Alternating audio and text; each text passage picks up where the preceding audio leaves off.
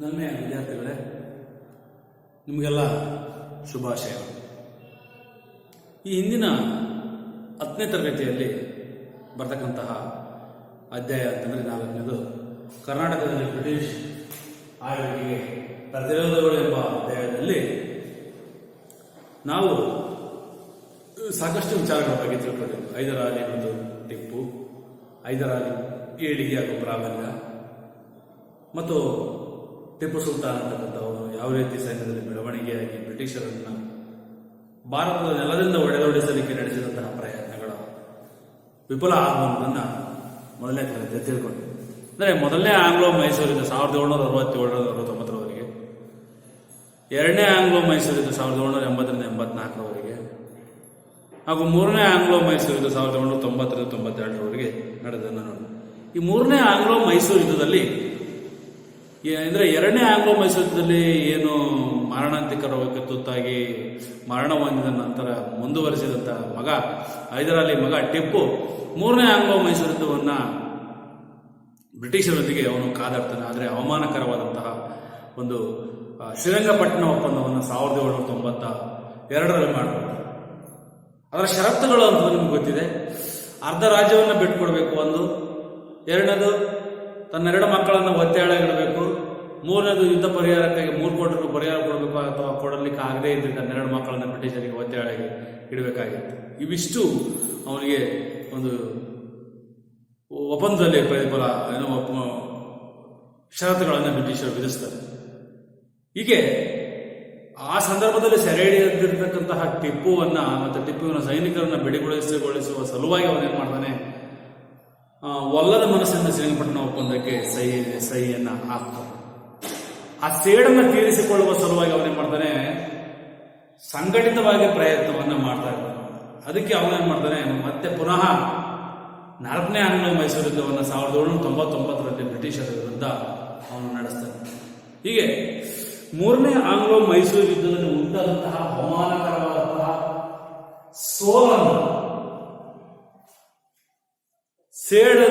ಸೋಲನ್ನು ಒಪ್ಪಿಕೊಳ್ಳಲಿಕ್ಕೆ ಆಗದೆ ಆ ಸೇಡನ್ನು ಬ್ರಿಟಿಷರ ಮೇಲೆ ತೀರಿಸಲಿಕ್ಕೆ ಆ ಶ್ರೀರಂಗಪಟ್ಟಣ ಒಪ್ಪಂದದ ಷರತ್ತುಗಳನ್ನು ಒಂದು ಚಾಲೆಂಜ್ ಆಗಿ ಅಥವಾ ಸವಾಲಾಗಿ ಸ್ವೀಕರಿಸಿಕೊಂಡು ಅವರೇ ಮಾಡ್ತಾನೆ, ಅವ್ರ ಮೇಲೆ ಯುದ್ಧವನ್ನು ಹೂಡಲಿಕ್ಕೆ ಪ್ರಯತ್ನ ಮಾಡ್ತಾನೆ.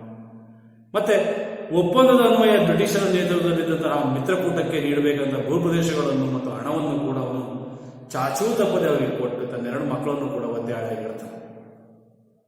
ಯಾರು? ಟಿಪ್ಪು.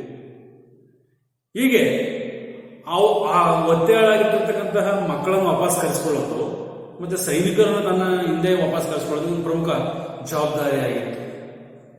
ಹಾಗಾಗಿ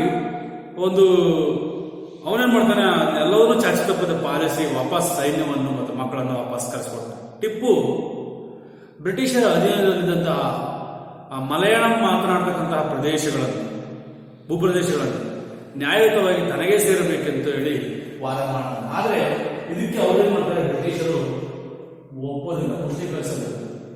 ಈ ವೇಳೆಗೆ ಬ್ರಿಟಿಷ್ ಗವರ್ನರ್ ಜನರಲ್ ಆದಂತಹ ಲಾರ್ಡ್ ವೆಲ್ಲೆಸ್ಲಿ ಅಂತಕ್ಕಂಥವನು 1798ರಲ್ಲಿ ಗವರ್ನರ್ ಜನರಲ್ ಆಗಿ ಭಾರತಕ್ಕೆ ಬರ್ತಾನೆ. ಟಿಪ್ಪು ವಿರೋಧಿ ರಾಜಕೀಯ ಚಟುವಟಿಕೆಗಳು ಈತನ ಅವಧಿಯಲ್ಲಿ ಸಾಕಷ್ಟು ಬೆಳೀತಾ ಹೋಗ್ತವೆ. ಟಿಪ್ಪುವು ಕೂಡ ಆ ಬ್ರಿಟಿಷ್ ರಾಜರ ಒಕ್ಕೂಟವನ್ನ ತನ್ನೆಡೆಗೆ ಸೆಳೆಯಲಿಕ್ಕೆ ಅವನೇನ್ ಮಾಡ್ತಾನೆ, ಪ್ರಯತ್ನವನ್ನು ಮಾಡ್ತಾನೆ. ಮತ್ತು ತನ್ನ ಬದ್ಧ ವೈರಿಗಳಾದ ಫ್ರೆಂಚರೊಂದಿಗೆ ಅವನು ಹೊಂದಿದಂಥ ಸಂಬಂಧಗಳೆಲ್ಲವೂ ಕೂಡ ಟಿಪ್ಪುವಿನ ವಿಚಾರದಲ್ಲಿ ಮತ್ತಷ್ಟು ಏನಾಗ್ತವೆ, ಈ ಆಂತರಿಕವಾಗಿ ಬ್ರಿಟಿಷರ ಭಾವನೆಗಳನ್ನು ಕೆರಳಿಸ್ತವೆ. ಹೀಗೆ ಟಿಪ್ಪು ಬ್ರಿಟಿಷರ ವಿರೋಧಿಯಾಗಿ ಬ್ರಿಟಿಷರಿಗೆ ಒಂದು ಅಸಮಾಧಾನವನ್ನು ಉಂಟು ಮಾಡ್ತಾ ಹೋಗ್ತಾನೆ. ಮತ್ತೆ ಟಿಪ್ಪು ಹಾಗೂ ಫ್ರೆಂಚರ ನಡುವೆ ರಾಯಭಾರಿಯನ್ನ ಕಳಿಸಿ ಇದು ಬ್ರಿಟಿಷರಿಗೆ ಏನಾಗುತ್ತೆ, ಅಸಮಾಧಾನ ಉಂಟಾಗುತ್ತೆ. ಟಿಪ್ಪು ಮತ್ತೆ ಫ್ರೆಂಚರ ನಡುವಿನ ಸ್ನೇಹ ಮುಂದಕ್ಕೆ ತನ್ನ ಅಧಿಪತ್ಯಕ್ಕೆ ಏನಾಗುತ್ತೆ, ತೊಂದರೆ ಆಗುತ್ತೆ ಅಂತ ಹೇಳಿ ಭಾವಿಸಿ ಬ್ರಿಟಿಷರು ಮಾಡ್ತಾರೆ, ಟಿಪ್ಪುವನ್ನ ಹೊತ್ತಿಕ್ಕಲಿಕ್ಕೆ ಮತ್ತು ಬಗ್ಗು ಬಳಿಯಲಿಕ್ಕೆ ಅವರು ಅನೇಕವಾದ ತಂತ್ರಗಳನ್ನು ಮಾಡ್ತಾ ಹೋಗ್ತಾರೆ. ಹಾಗಾಗಿ ಒಂದು ಹೊಸ ಷರತ್ತುಗಳನ್ನು ವಿಧಿಸಿದಂತಹ ಲಾರ್ಡ್ ವೆಲ್ಲೆಸ್ಲಿಯ ಸೇನೆ ಬ್ರಿಟಿಷರು ಟಿಪ್ಪುವಿನೊಂದಿಗೆ ಒಂದು ಹೊಸ ಒಪ್ಪಂದವನ್ನು ಬಲವಂತವಾಗಿ ಏನ್ ಮಾಡ್ತಾರೆ, ಏರ್ತಾರೆ. ಸಹಾಯಕ ಸೇನೆ. ಕೇಳಿ.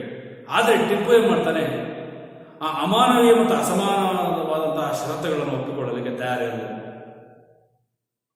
ಯಾಕೆಂದ್ರೆ ಬ್ರಿಟಿಷರು ಒಡೆದಾಳುವ ನೀತಿ, ವಿಭಜಿಸಾಳುವ ನೀತಿ, ದುರಾಡಳಿತದ ನೆನಪ, ದತ್ತು ಮಕ್ಕಳಿಗೆ ಕೆಲವು ನೀತಿ, ಸಹಾಯಕ ಸೈನ್ಯ ನೀತಿ, ಇವೆಲ್ಲವುಗಳನ್ನ ಭಾರತದ ಪ್ರಾಂತೀಯ ರಾಜ್ಯದ ಮೇಲೆ ಏರಿ ಭಾರತದಲ್ಲಿ ತನ್ನ ಸಾಮ್ರಾಜ್ಯದ ವಿಸ್ತಾರದ ಬೇರುಗಳನ್ನು ಏನ್ ಮಾಡ್ತಾ ಹೋದ್ರು, ಅವರು ವಿಶಾಲವಾಗಿ ಹರಡ್ತಾ ಹೋದರು. ಹೀಗೆ ಆ ಷರತ್ತುಗಳನ್ನು ಒಂದು ವಿರೋಧಿಸಿ ಏನ್ ಮಾಡ್ತಾನೆ, ನಿರಾಕರಿಸ್ತಾನೆ. ಹೀಗೆ ಆ ಏನು ನಿರಾಕರಿಸಿದ ಪ್ರತಿಫಲವಾಗಿ 1799ರಲ್ಲಿ ಬ್ರಿಟಿಷರು ಟಿಪ್ಪುವಿನ ಮೇಲೆ 4ನೇ ಆಂಗ್ಲೋ ಮೈಸೂರು ಯುದ್ಧವನ್ನ ನಡೆಸ್ತಾರೆ. ಯುದ್ಧ ಆರಂಭ ಆಗುತ್ತೆ 1799ರಲ್ಲಿ. ಅವಾಗ ಏನ್ ಮಾಡ್ತಾರೆ, ಬ್ರಿಟಿಷರು ಈ ಟಿಪ್ಪುವಿನ ಅಭೇದ್ಯ ಕೋಟೆಯನ್ನು ಭೇದಿಸ್ಬಿಡ್ತಾರೆ, ಶ್ರೀರಂಗಪಟ್ಟಣ ಕೋಟೆ. ಎರಡೂ ಕಡೆಗಳು ಸೈನ್ಯಗಳು ಕೂಡ ಯುದ್ಧದಲ್ಲಿ ವೀರಾವೇಶದಿಂದ ಹೋರಾಡಿ ಜಯಗಳಿಸಲಿಕ್ಕೆ ಪ್ರಯತ್ನ ಮಾಡ್ತಾರೆ. ಆದರೆ ಅದು ಫಲಪ್ರದ ಆಗೋದಿಲ್ಲ. ಟಿಪ್ಪುವಿನ ಸೈನ್ಯವನ್ನ ಟಿಪ್ಪು ಕೂಡ ಸೈನ್ಯದಲ್ಲಿ ಹುಲಿಯಂತೆ ಉರಿದುಂಬಿಸಿದ್ದ ಸೈನಿಕರನ್ನ ಹೋರಾಡಿ 1999ರಲ್ಲಿ ಮಾಡ್ತಾನೆ 4ನೇ ಆಂಗ್ಲೋ ಮೈಸೂರು ಯುದ್ಧದಲ್ಲಿ ವೀರಮರಣವನ್ನ ಅಪ್ತಾರೆ. ಇದು ದಕ್ಷಿಣ ಭಾರತದಲ್ಲಿ ಒಂದು ಚಿಕ್ಕದಾದ ಮೈಸೂರು ಸಂಸ್ಥಾನ ಅಂತಕ್ಕಂಥದ್ದು ಬ್ರಿಟಿಷರಿಗೆ ಅಧೀನ ಆಗಲಿಕ್ಕೆ ಪ್ರಮುಖವಾದಂತಹ ಕಾರಣವೂ ಆಗುತ್ತೆ. ಹಾಗಾಗಿ ಅವನ ಮರಣ ಬ್ರಿಟಿಷರಿಗೆ ಇಡೀ ಭಾರತವೇ ತನ್ನ ಕೈವಶವಾದಂತಹ ಸಂತೋಷವನ್ನು ತಂದುಕೊಟ್ಟಿದ್ದರಿಂದ 4ನೇ ಆಂಗ್ಲೋ ಮೈಸೂರು ಯುದ್ಧದ ಪ್ರತಿಫಲವಾಗಿ ಅನೇಕ ಲಾಭಗಳು ಆಗುತ್ತೆ ಯಾರಿಗೆ, ಬ್ರಿಟಿಷರಿಗೆ. ಏನೇನ ಪರಿಣಾಮ ಅಂತಂದ್ರೆ, ಟಿಪ್ಪುವಿನ ನಿಯಂತ್ರಣದಲ್ಲಿದ್ದಂತಹ ಅಥವಾ ಹತೋಟಿಯಲ್ಲಿದ್ದಂತಹ ಕೆಲವೊಂದು ಪ್ರದೇಶಗಳನ್ನು ಮರಾಠರು, ನಿಜಾಮ ಮತ್ತು ಬ್ರಿಟಿಷರೇ ಬರ್ತಾರೆ ಹಂಚಿಕೊಳ್ತಾರೆ. ನೋಡಿ, 4ನೇ ಆಂಗ್ಲೋ ಮೈಸೂರು ಯುದ್ಧದ ಪರಿಣಾಮಗಳು ಅಂತ ಕೇಳಿ ಏನ್ ಪರಿಣಾಮಗಳು? ಒಂದಷ್ಟು ಪ್ರಾಂತ್ಯವನ್ನ ನಿಜಾಮರು, ಒಂದಷ್ಟು ಪ್ರಾಂತ್ಯವನ್ನ ಮರಾಠರು, ಟಿಪ್ಪುವಿನ ಅಧೀನದಲ್ಲಿದ್ದ ಪ್ರದೇಶಗಳನ್ನ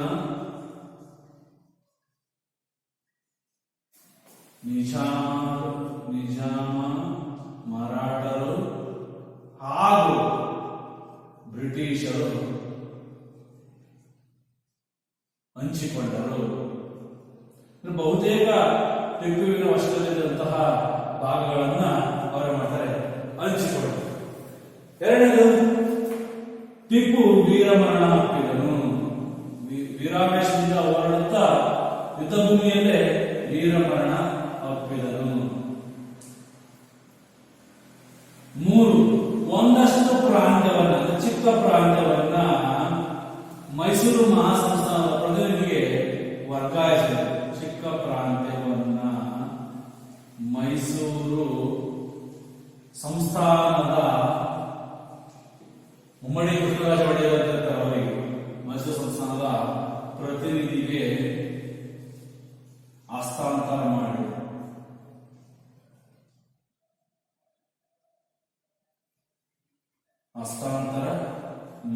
ಚಿಕ್ಕ ಪ್ರಾಂತ್ಯವನ್ನು ಬಹುತೇಕ ಭಾಗವನ್ನು ಬ್ರಿಟಿಷರು, ಮರಾಠರು ಮತ್ತು ನಿಜಾಮರು ಹಂಚಿಕೊಂಡರು. ವೀರಾವೇಶದಿಂದ ಹೋರಾಡಿದ ಟಿಪ್ಪು ವೀರಮರಣವನ್ನು ಅಪ್ಪಿದನು. ಮತ್ತೆ ಒಂದಷ್ಟು ಚಿಕ್ಕ ಪ್ರಾಂತ್ಯವನ್ನು ಮೈಸೂರು ರಾಜವಂಶದ ಪ್ರತಿನಿಧಿಗೆ ವರ್ಗಾಯಿಸಲ್ಪಟ್ಟಿದರು.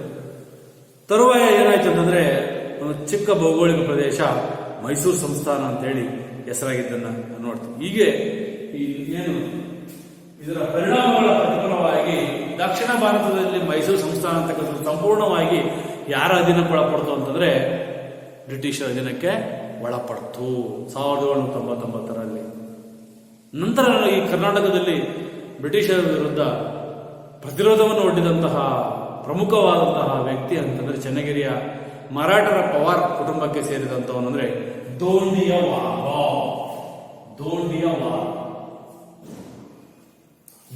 ವಾಘ. ನೋಡು, ಕರ್ನಾಟಕ ಚರಿತ್ರೆಯಲ್ಲಿ ಟಿಪ್ಪುವಿನ ಮರಣದ ನಂತರ ಮುಖ್ಯವಾಗಿ 19ನೇ ಶತಮಾನದಲ್ಲಿ ಪೂರ್ವಾರ್ಧದಲ್ಲಿ ಬ್ರಿಟಿಷ್ ಆಳ್ವಿಕೆಯ ವಿರುದ್ಧ ಅನೇಕ ಪ್ರತಿಭಟನೆ ಮತ್ತು ಬಂಡಾಯಗಳು ಇತ್ತು. ಅದರಲ್ಲೂ ಸಶಸ್ತ್ರ ಬಂಡಾಯ ಅಂತಕ್ಕಂಥ ಬಹಳ ಪ್ರಮುಖವಾದ. ಈ ಸಶಸ್ತ್ರ ಬಂಡಾಯದಲ್ಲಿ ಪ್ರಮುಖವಾದ ವ್ಯಕ್ತಿ ಅಂದರೆ ದೋಂಡಿಯ ವಾಘ.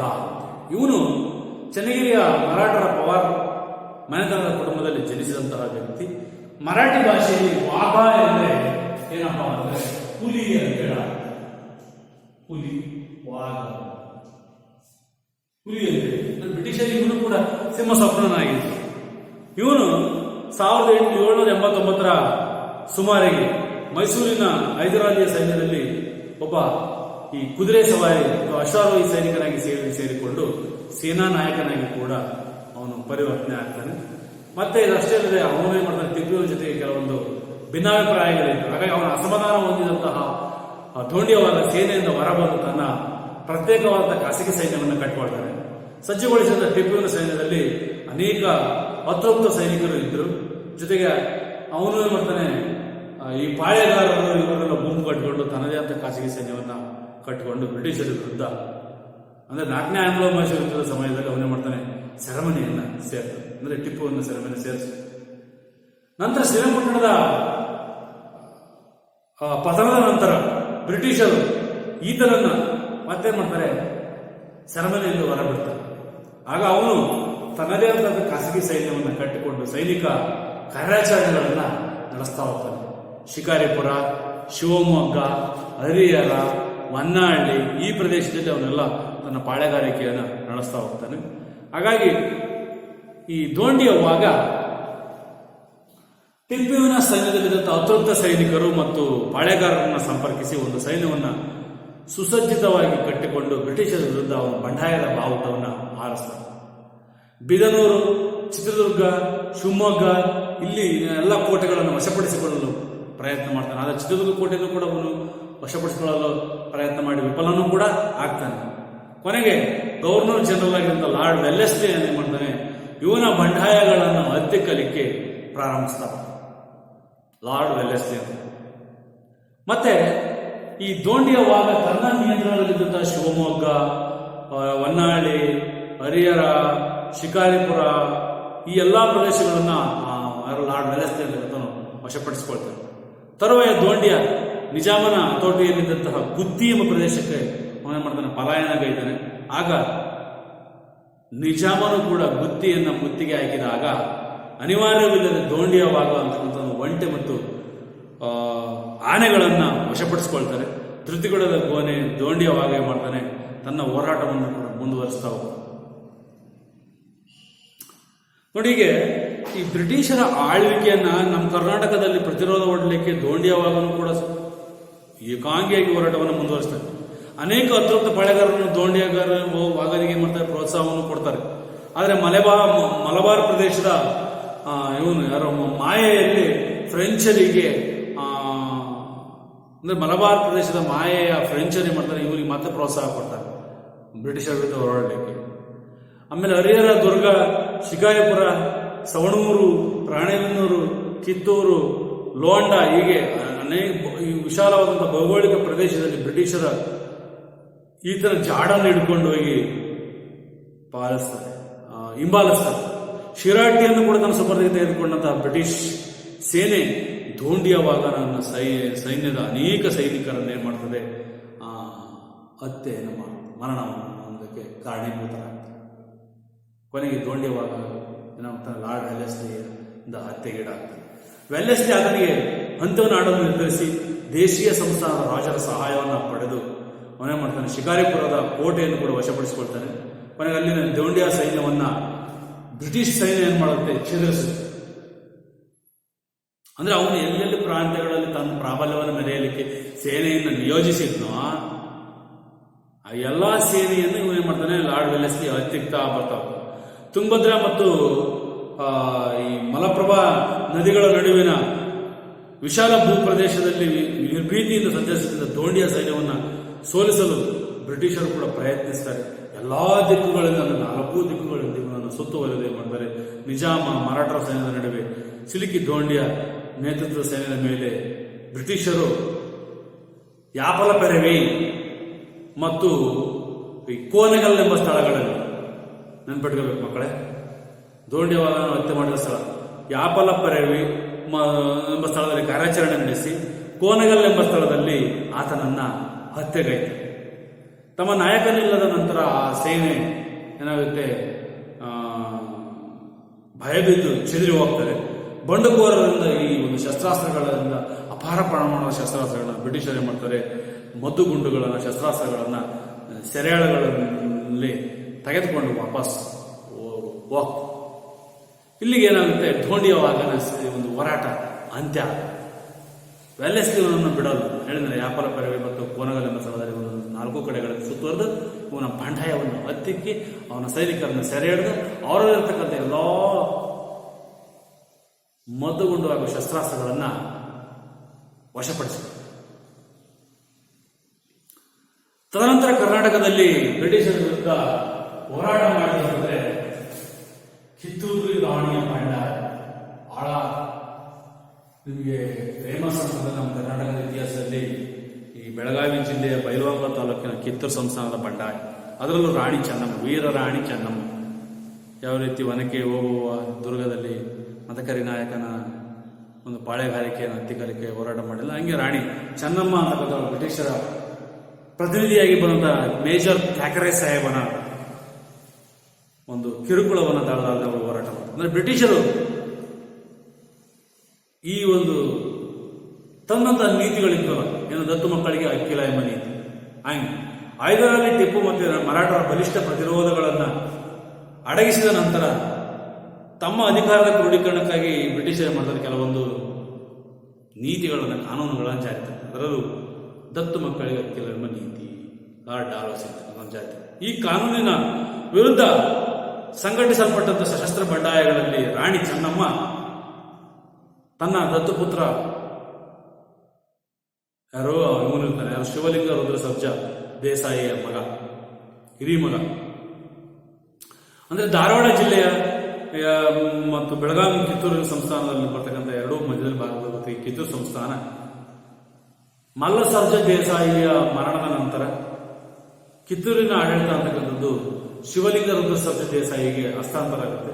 ಆ ಶಿವಲಿಂಗ ರುದ್ರ ಸರ್ಜಾ ದೇಸಾಯಿ ಆಡಳಿತ ನಡೆಸಲಿಕ್ಕೆ ಸಂದರ್ಭದಲ್ಲಿ ರಾಣಿ ಚೆನ್ನಮ್ಮ ಅಂತಕ್ಕಂಥವಳು ಇವಳು ಹೆಚ್ಚು ಆಸಕ್ತಿಯನ್ನು ವಹಿಸಿಕೊಡ್ತಾರೆ. ಆದರೆ ಆತನ ಶಿವಲಿಂಗ ರುದ್ರ ಸರ್ಜಾ ದೇಸಾಯಿ ಅಂತಕ್ಕಂಥ ದೈಹಿಕವಾಗಿ ಅಸಮರ್ಥನಾಗಿದ್ದರ ಪರಿಣಾಮವಾಗಿ ನಿಜವಾದಂತಹ ಆಡಳಿತವನ್ನು ಈ ರಾಣಿ ಚೆನ್ನಮ್ಮನೇ ನಿಭಾಯಿಸ್ತಾಳೆ.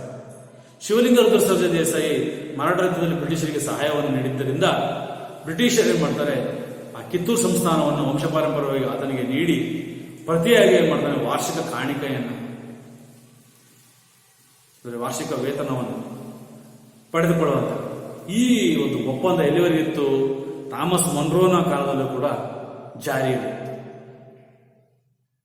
ಆದರೆ ಶಿವಲಿಂಗ ರುದ್ರ ಸರ್ಜಾ ದೇಸಾಯಿ ಮರಣ ಹೊಂದಿದ ನಂತರ ಇನ್ನೊಬ್ಬ ದತ್ತುಪುತ್ರನಾದ ಶಿವಲಿಂಗಪ್ಪನನ್ನ ರಾಣಿ ತೆಗೆದುಕೊಳ್ತಾಳೆ. ಆ ಆಡಳಿತವನ್ನು ನಿರ್ವಹಿಸ್ತಾ ಹೋಗ್ತಾರೆ. ಆಗ ರಾಜಕೀಯ ಪ್ರತಿನಿಧಿಯಾಗಿ ಧಾರವಾಡದ ಡಿಸ್ಟ್ರಿಕ್ಟ್ ಕಲೆಕ್ಟರ್ ಹಾಗೂ ರಾಜಕೀಯ ಏಜೆಂಟನಾಗಿ ಬಂದಂತಹ ಮೇಜರ್ ಥ್ಯಾಕರೆ ಸಾಹೇಬ್ ಅಂತಕ್ಕಂಥವನು ಕಲೆಕ್ಟರ್ ಆಗಿ ಬಂದಿರ್ತಾನೆ. ಅವನು ಈ ಸರ್ಕಾರಕ್ಕೆ, ಅಂದ್ರೆ ಬ್ರಿಟಿಷ್ ಸರ್ಕಾರಕ್ಕೆ ದತ್ತು ಮಕ್ಕಳಿಗೆ ಹಕ್ಕಿಲ್ಲ ನೀತಿ ವಿರುದ್ಧ, ಈ ರಾಣಿಯ ವಿರುದ್ಧ ವರದಿಯನ್ನು ಕೊಡ್ತಾನೆ. ಆಗ ಮಕ್ಕಳಿಗೆ ಹಕ್ಕನ್ನು ನಿರಾಕರಿಸಿ ಕಿತ್ತೂರಿನ ಆಡಳಿತವನ್ನು ವಶಪಡಿಸಿಕೊಳ್ಳೋದಕ್ಕೆ ಅವನು ಥ್ಯಾಕರೆ ಅಂತಕ್ಕಂಥ ಒಂದು ಸೇನೆಯನ್ನು ನುಗ್ಗಿಸ್ತಾನೆ. ಕಿತ್ತೂರಿನ ಖಜಾನೆ, ಕೋಟೆ, ಪತ್ಲಗಳ ಸುಪರ್ದಿಯನ್ನು ತನ್ನ ವಶಕ್ಕೆ ತೆಗೆದುಕೊಳ್ತಾನೆ. ಚೆನ್ನಮ್ಮ ಆ ಥ್ಯಾಕರೆಯ ಸಹಾಯವನ್ನು ಎಲ್ಲಾ ಪ್ರಯತ್ನಗಳನ್ನು ಮಾಡ್ತಾಳೆ, ವಿಫಲಗೊಳಿಸ್ತಾಳೆ. ಯುದ್ಧ ಭೂಮಿಯಲ್ಲಿ ರಾಣಿ ವೀರಾವೇಶದಿಂದ ಹೋರಾಡ್ತಾಳೆ. ಮತ್ತೆ ಬ್ರಿಟಿಷ್ ಸೈನ್ಯ ಕಿತ್ತೂರಿನ ಮೇಲೆ ದಾಳಿ ಮಾಡುತ್ತೆ. ಆ ದಾಳಿಯಲ್ಲಿ ಥ್ಯಾಕರೆ ಗುಂಡೇಟಿಗೆ ಬಲಿಯಾಗ್ತಾನೆ. ಅನೇಕ ಬ್ರಿಟಿಷ್ ಸೈನಿಕರನ್ನ ಆ ರಾಣಿ ಚೆನ್ನಮ್ಮನ ಮಗಳ ಸೆರೆಮನೆಗೆ ದೂಡ್ತಾರೆ. ಪುನಃ ಕಿತ್ತೂರನ್ನು ವಶಪಡಿಸಿಕೊಳ್ಳಲೇಬೇಕೆಂಬ ದೃಢ ನಿರ್ಧಾರದಿಂದ ಬ್ರಿಟಿಷರು ಸುಸಜ್ಜಿತ ಸೇನೆಯೊಂದಿಗೆ ಕಿತ್ತೂರು ಸಂಸ್ಥಾನದ ಮೇಲೆ ದಾಳಿ ಮಾಡ್ತಾರೆ. ಆಗ ಲೆಫ್ಟಿನೆಂಟ್ ಕರ್ನಲ್ ಡೀಕ್ ಅಂತಕ್ಕಂಥ ಸೇನಾ ನಾಯಕನ ನೇತೃತ್ವದಲ್ಲಿ ಬ್ರಿಟಿಷ್ ಸೈನ್ಯ ಕಿತ್ತೂರು ಸಂಸ್ಥಾನದ ಮೇಲೆ ದಾಳಿ ಮಾಡ್ತಾರೆ. ಲೆಫ್ಟಿನೆಂಟ್ ಕರ್ನಲ್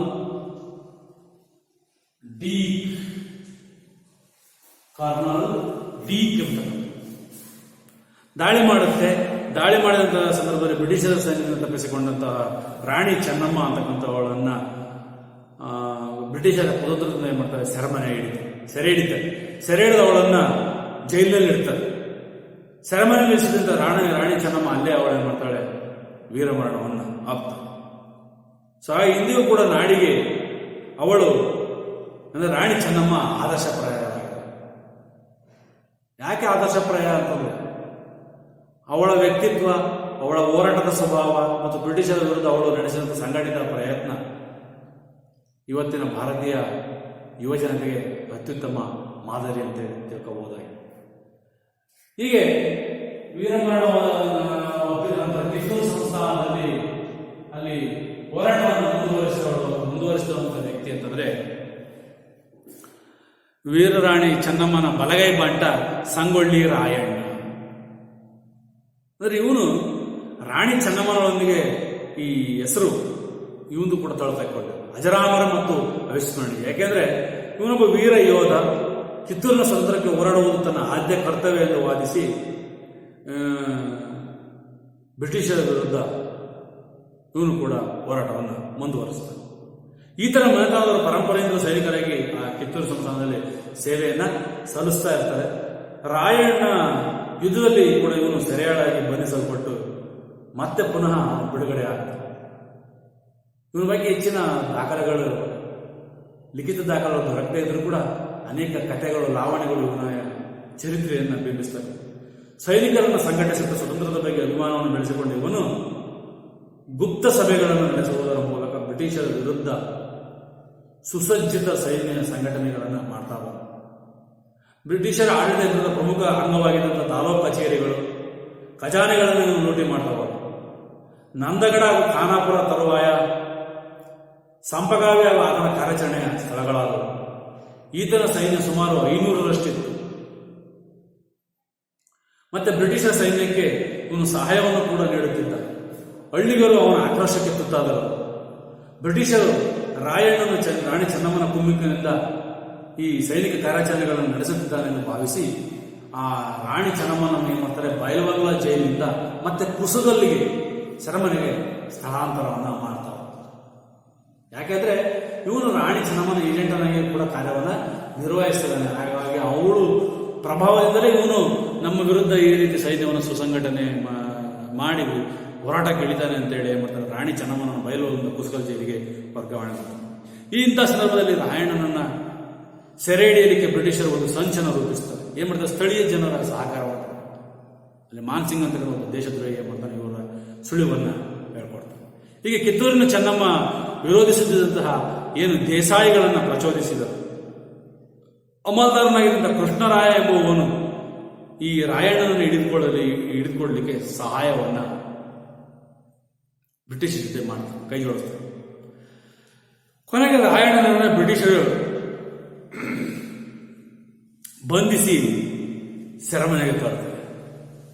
ಸೊ ಹೀಗೆ ಇವನನ್ನ ಸೆರೆಮನೆಗೆ ತಳ್ಳಿದ ನಂತರ ಈ ರಾಯಣ್ಣನ ಸೈನಿಕರನ್ನು ಕೂಡ ಬ್ರಿಟಿಷರ ಸೆರೆಮನೆಗೆ ತಳ್ಳಿ ನೇಣಗಂಬಕ್ಕೆ ಏರಿಸ್ತಾರೆ. ಮುಖ್ಯ ಅಪರಾಧಿ ಎಂದು ಇವನನ್ನು 1831ರಲ್ಲಿ ಬಂಧಿಸಿ ನಂದಗಡ ಜೈಲಿನಲ್ಲಿ ಇವನನ್ನ ಗಲ್ಲಿಗೇರಿಸಲಿಕ್ಕೆ ಬ್ರಿಟಿಷರು ತಯಾರು ಮಾಡ್ತಾರೆ. ಕೊನೆಗೆ ಆತನ ಅನೇಕ ಅನುಯಾಯಿಗಳು ಎಲ್ಲರನ್ನು ಕೂಡ ಜೀವಾವಧಿ ಶಿಕ್ಷೆಗೆ ಗುರಿಪಡಿಸ್ತಾರೆ. 1831ರಲ್ಲಿ ಇವನನ್ನು ನಂದಗಡದ ಜೈಲಿನಲ್ಲಿ ಗಲ್ಲಿಗೇರಿಸಿ ಕೊಲೆ ಮಾಡ್ತಾರೆ ಬ್ರಿಟಿಷರು. ಸಂಗೊಳ್ಳಿ ರಾಯಣ್ಣ ಜೀವನ, ದೇಶಪ್ರೇಮದ ಬಗ್ಗೆ ಅನೇಕ ಲಾವಣಿಗಳು, ಸಿನಿಮಾಗಳು ಕೂಡ ಇವತ್ತು ಕೂಡ ಬಿಡುಗಡೆ ನಾವು ನೋಡ್ತೇವೆ. ಹೀಗೆ 4ನೇ ಆಂಗ್ಲೋ ಮೈಸೂರು ಯುದ್ಧದಿಂದ ಪ್ರಾರಂಭವಾದ ಪ್ರತಿರೋಧಗಳು ಭಾರತದ ಕರ್ನಾಟಕದಲ್ಲಿ ಕಿತ್ತೂರು ಸಂಸ್ಥಾನದಲ್ಲಿ ಕೂಡ ಮುಂದುವರೆದು ಅಲ್ಲಿಂದ ರಾಯಣ್ಣನ ಮುಂದುವರಿಸಿದ 1831 ನಂದಗಡ ಜೈಲಿನಲ್ಲಿ ಗಲ್ಲಿಗೇರಿಸಿದೆ.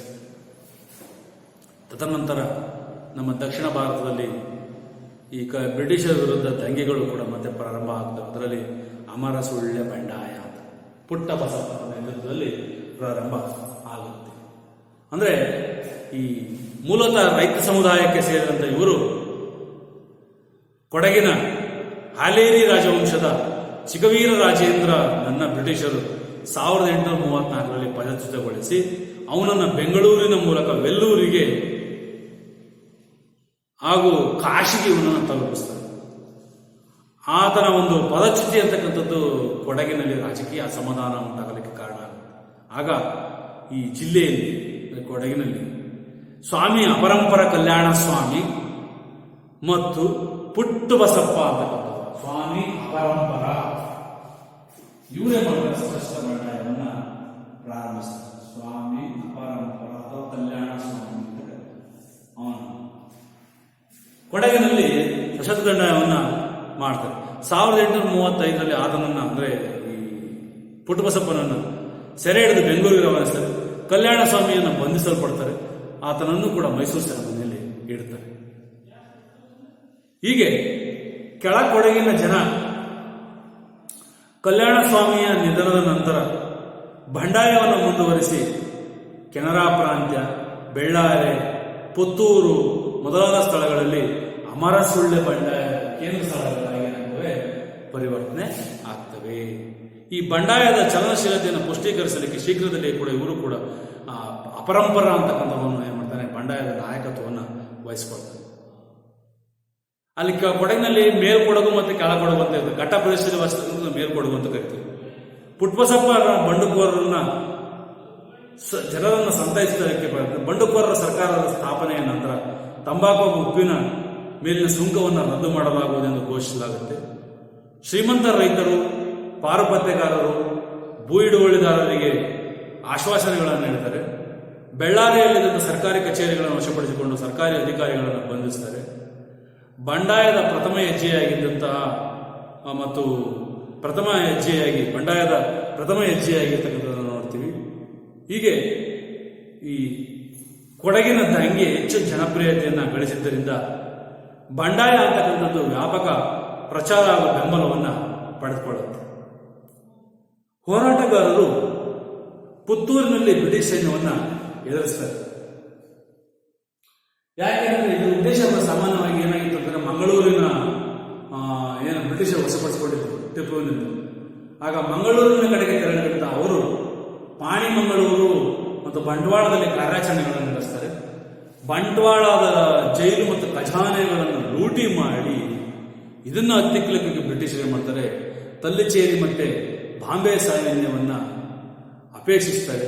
ಇದನ್ನರಿತಕ್ಕಂತಹ ಕೊಡಗಿನ ಸಶಸ್ತ್ರ ಬಂಡಾಯಗಾರರ ನಾಯಕರಾದ ಪುಟ್ಟಬಸಪ್ಪ ಹಾಗೂ ಆತನ ಸಂಗಡಿಗರು ಏನ್ ಮಾಡ್ತಾರೆ, ಸುಳ್ಳ್ಯದ ಕಡೆಗೆ ಪಲಾಯನ ಮಾಡ್ತಾರೆ. ಹೀಗೆ ಬ್ರಿಟಿಷ್ ಸೈನ್ಯ ಕೊಡಗಿನಲ್ಲಿ ಸ್ಥಳೀಯ ಸಹಕಾರದಿಂದ ಆತನನ್ನ ಹಾಗೂ ಆತನ ಸಹಚರರನ್ನ ಸೆರೆ ಹಿಡಿದು ಸೆರೆ ಸಿಕ್ಕಂತಹ ಪುಟ್ಟಬಸಪ್ಪನನ್ನ, ಲಕ್ಷ್ಮಪ್ಪನನ್ನ, ಬಂಗಾರಸನನ್ನ ಮತ್ತು ಕೆದಂಬಾಡಿ ರಾಮೇಗೌಡರು ಮತ್ತು ಗುಡ್ಡೆಮನೆ ಅಪ್ಪಯ್ಯವರುಗಳನ್ನು ಕೂಡ ಏನ್ ಮಾಡ್ತಾರೆ, ಗಲ್ಲಿಗೇರಿಸಿ ಇದನ್ನು ಕೂಡ ಯಾರು ಬ್ರಿಟಿಷರು ನೋಡಿ. ಹೀಗೆ ಅಮರ ಸುಳ್ಳೆ ಬಂಡಾಯದ ನಾಯಕನಾದಂಥ ಪುಟ್ಟಬಸಪ್ಪನನ್ನೂ ಕೂಡ ಗಲ್ಲಿಗೇರಿಸಿದ ನಂತರ ದಂಗೆ ವಿಫಲವಾಗುತ್ತೆ. ವಿಫಲತೆ ಆದರೂ ಕೂಡ ಕರ್ನಾಟಕದಲ್ಲಿ ಪ್ರತಿರೋಧಗಳು ನಿಲ್ಲೋದಿಲ್ಲ. ಅದರಲ್ಲಿ ಇನ್ನೊಂದು ಪ್ರಮುಖವಾದಂತೆ ಸುರಪುರದ ವೆಂಕಟಪ್ಪ ನಾಯಕನ ದಂಗೆ ಮತ್ತೆ ಕೊಪ್ಪಳದ ವೀರಪ್ಪ ನಾಯಕನ ದಂಗೆ. ಈ ಸುರಪುರ ಅಂತಕ್ಕಂಥ ಸಾಮಾನ್ಯವಾಗಿ ಈಗಿನ ಯಾದಗಿರಿ ಜಿಲ್ಲೆಯಲ್ಲಿ ಬರ್ತಕ್ಕಂಥದ್ದು. ಅದು ಜಿಲ್ಲಾ ಕೇಂದ್ರದಿಂದ ಒಂದು 50 ಕಿಲೋಮೀಟರ್ ದೂರದಲ್ಲಿ. ತನ್ನ ತಂದೆ ಕೃಷ್ಣಪ್ಪ ನಾಯಕನ ಮರಣದ ನಂತರ ವೆಂಕಟಪ್ಪ ನಾಯಕ ಅಂತಕ್ಕಂಥವನು ಅಲ್ಲಿ ಪಟ್ಟಕ್ಕೆ ಬರ್ತಾನೆ. ಅವನು 1834ರಲ್ಲಿ ಜನಿಸಿದಂತಹ ಅಪ್ರಾಪ್ತ ವಯಸ್ಕನಾಗಿದ್ದರಿಂದ ಅವನಲ್ಲಿ ಕೃಷ್ಣಪ್ಪ ನಾಯಕನ ಸಹೋದರ ಏನ್ ಮಾಡ್ತಾನೆ, ಪೆದ್ದ ನಾಯಕ ಅಂತಕ್ಕಂಥವನು ಇದನ್ನು ವಿರೋಧಿಸ್ತಾನೆ. ಹೀಗೆ 1842ರಲ್ಲಿ ಬ್ರಿಟಿಷರು ಮೆಡೋಸ್ ಟೇಲರ್ ಎಂಬವನನ್ನ ಪೊಲಿಟಿಕಲ್ ಏಜೆಂಟನ್ನಾಗಿ ನೇಮಕ ಮಾಡಿ ಆ ಸಂಸ್ಥಾನದ ಮೇಲೆ ಪರೋಕ್ಷವಾಗಿ ಹಿಡಿತವನ್ನು ಸಾಧಿಸಲಿಕ್ಕೆ ಪ್ರಯತ್ನ ಮಾಡ್ತಾರೆ ಸುರಪುರದ ಮೇಲೆ. ಆಮೇಲೆ ಸಂಸ್ಥಾನದಾದ್ಯಂತ ಭೂ ಸಮೀಕ್ಷೆಯನ್ನು ಮಾಡಿಸ್ತಾರೆ. ಸಂಸ್ಥಾನದ ಆದಾಯ ಹೆಚ್ಚಲಿಕ್ಕೆ ಆತ ಅನುಸರಿಸಿದ ನೀತಿಗಳೇ ಕಾರಣನಾಗ್ತದೆ. ಹೀಗೆ ವೆಂಕಟಪ್ಪ ನಾಯಕನಿಗೆ ಸೂಕ್ತ ಶಿಕ್ಷಣವನ್ನು ಕೊಡಿಸುವ ವ್ಯವಸ್ಥೆಗಳನ್ನು ಕಲ್ಪಿಸಿಕೊಟ್ಟರು. ಆದರೆ 1853ರಲ್ಲಿ ವೆಂಕಟಪ್ಪ ನಾಯಕನ ಅಧಿಕಾರಕ್ಕೆ ಬರ್ತಾರೆ. ಇಲ್ಲಿ ಸುರಪುರದಲ್ಲಿ ಈ ಎಲ್ಲ ಬೆಳವಣಿಗೆಗಳನ್ನು ಬ್ರಿಟಿಷ್ ಸರ್ಕಾರ ಏನ್ ಮಾಡುತ್ತೆ, ಸೂಕ್ಷ್ಮವಾಗಿ ಅವಲೋಕಿಸುತ್ತಾ ಅದರ ಬಗ್ಗೆ ವರದಿಯನ್ನು ಕೊಡಲಿಕ್ಕೆ ಅಲ್ಲಿ ಯಾರನ್ನ ಕ್ಯಾಂಪೇಬಲ್ ಅಂತಕ್ಕಂಥ ಅಧಿಕಾರಿಯನ್ನ ನೇಮಕ ಮಾಡ್ತಾರೆ ಬ್ರಿಟಿಷ್ ಸರ್ಕಾರ. ಇಲ್ಲಿ ಸುರಪುರದಲ್ಲಿ ಈ ವೆಂಕಟಪ್ಪ ನಾಯಕನ ರಾಜನ ಆಡಳಿತ ದುರ್ವ್ಯವಹಾರಗಳಲ್ಲಿ ನಿರತನಾಗಿದ್ದಾನೆ ಎಂಬ ಅಂಶವನ್ನ ಆ ವರದಿಯಲ್ಲಿ ತೋರಿಸಿ ಬ್ರಿಟಿಷ್ ಸರ್ಕಾರ ಏನ್ ಮಾಡ್ತದೆ, ಹೈದರಾಬಾದ್ ರೆಸಿಡೆಂಟ್ ಅನಿಗೆ ಸಲ್ಲಿಸುತ್ತೆ. ಹಾಗಾಗಿ ಈ ವೆಂಕಟಪ್ಪ ನಾಯಕನನ್ನ ಕರ್ನಾಟಕ ಚರಿತ್ರೆಯಲ್ಲಿ 1857 ಕ್ರಾಂತಿಯ ನಾಯಕ ಅಂತ ಹೇಳಿ ಅವರು ಏನ್ ಮಾಡ್ತಾರೆ, ಇತಿಹಾಸಕಾರರು ವರ್ಣಿಸ್ತಾ ಹೋಗ್ತಾರೆ. ಮತ್ತೆ ವೆಂಕಟಪ್ಪ ನಾಯಕನ ಅಂತ್ಯಕ್ಕೆ ಸಂಬಂಧಿಸಿದ ಅನೇಕ ಜಿಜ್ಞಾಸೆ ಗೊಂದಲಗಳು ಕೂಡ ಇತಿಹಾಸಕಾರರು ಬರೀತಾ ಹೋಗ್ತಾರೆ. ಯಾಕಂದ್ರೆ ಸರಿಯಾದ ದಾಖಲೆಗಳನ್ನ ಇತಿಹಾಸಕಾರರು ತಿರುಚಿ ಬರೀತಾ ಹೋಗ್ತಾರೆ. ಇದು ಬಹಳ ಒಂದು ಪ್ರಮುಖವಾದ ಇಲ್ಲಿ ಸುರಪುರದ ವೆಂಕಟಪ್ಪ ನಾಯಕ. ಅರ್ಥ ಆಯ್ತಲ್ಲ ನಮ್ಮ ಕಡೆ. ಇನ್ನು ಕೊನೆಯದಾಗಿ ಬರ್ತಕ್ಕಂಥದ್ದು ಕೊಪ್ಪಳದ ವೀರಪ್ಪ ಅಂತಕ್ಕಂಥದ್ದು. ಅಲ್ಲೂ ಅಷ್ಟೇ ಅವರು ಜಮೀನ್ದಾರರ ದಂಗೆಯನ್ನು ಮಾಡ್ತಾರೆ. ಅಲ್ಲಿ ಜಮೀನ್ದಾರ ಅವನು ಬಂಡೆದ್ದು ಕೊಪ್ಪಳ ಮತ್ತು ಸನಿಯದ ಕೋಟೆಗಳನ್ನು ವಶಪಡಿಸಿಕೊಂಡು ಅವರ ವಿರುದ್ಧ ದಂಗೆ ಮಾಡ್ತಾರೆ. ಕೊನೆಯದಾಗಿ ಇನ್ನು ಅಲಗಲಿಯ ಮುಧೋಳ ಸಂಸ್ಥಾನದ ಬೇಡರ ದಂಗೆ ಅಂತ ಅವರು ಕೂಡ ಏನು ಸಶಸ್ತ್ರ ಬಂಡಾಯ ಶಸ್ತ್ರಾಸ್ತ್ರದ ಬಳಕೆಯ ವಿರುದ್ಧ ಕಾಯ್ದೆ ವಿರುದ್ಧ ಬಂಡೆದ್ದು ಹೋರಾಟವನ್ನು ಮುಂದುವರಿಸಿದ. ಹಾಗಾಗಿ ಆ ಅಲಗಲಿ ಬೇಡರ ದಂಗೆಯನ್ನು ಕೂಡ ತಲೆಕೆಳಗಾಗುವಂತೆ ಮಾಡುವಂತೆ ಸುತ್ತಮುತ್ತಲಿನ ಮುಧೋಳ ಸಂಸ್ಥಾನದ ಪ್ರದೇಶಗಳಾದ ಮಂಟೂರು, ಗೋಧಾನಿ, ಅಲಗಲಿ ಬೇಡರಲ್ಲಿ ಸೇರಿಕೊಂಡ ಬಂಡಾಯವನ್ನು ಹತ್ತಿಕ್ಕಲು ಬ್ರಿಟಿಷ್ ಸೇನೆ ಪ್ರಯತ್ನ ಮಾಡುತ್ತೆ. ಎಲ್ಲರನ್ನೂ ಕೂಡ ಒತ್ತಿಕ್ಕಿ ಬಂಡಾಯಗಾರರನ್ನು ಜೈಲಿಗೆ ಹಾಕ್ತಾರೆ. ಯಾರು? ಬ್ರಿಟಿಷರು. ಹೀಗೆ 1857 ಬ್ರಿಟಿಷರು ಆ ಎಲ್ಲ ಸುತ್ತಮುತ್ತಲಿನ ಪ್ರದೇಶಗಳನ್ನು ವಶಪಡಿಸಿಕೊಂಡು ತಮ್ಮ ಪ್ರಾಂತ್ಯಗಳಲ್ಲಿ ವಿಲೀನಗೊಳಿಸ್ತಾರೆ. ಹಾಗೆ ಬಂಡಾಯಗಾರರನ್ನು ಗಲ್ಲಿಗೇರಿಸುವುದರ ಮೂಲಕ ಎಲ್ಲ ಕರ್ನಾಟಕದಲ್ಲಿನ ಪ್ರತಿರೋಧಗಳನ್ನು ಅವರು ಹತ್ತಿಕ್ತಾ ಬರ್ತಾರೆ. ಇದಿಷ್ಟು ಇವತ್ತು ಅಂಶ.